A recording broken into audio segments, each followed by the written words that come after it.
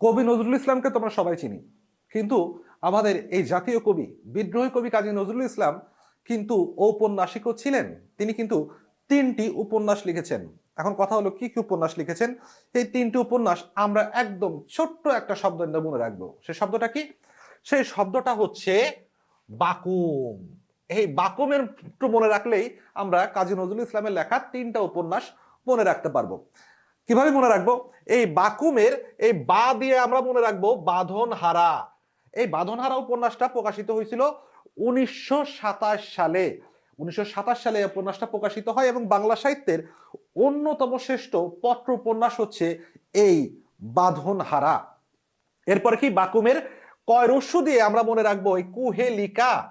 কুহেলিকা উপন্যাসটা মূলত প্রকাশিত হয় 1931 সালে।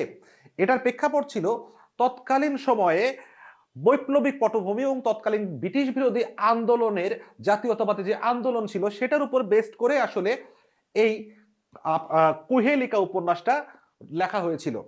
আর সর্বশেষ বাকুমের মদে আমরা মনে রাখবো মৃত্যু ক্ষুধা। এই মৃত্যু ক্ষুধা উপন্যাসটা প্রকাশিত হয়েছিল 1930 সালে।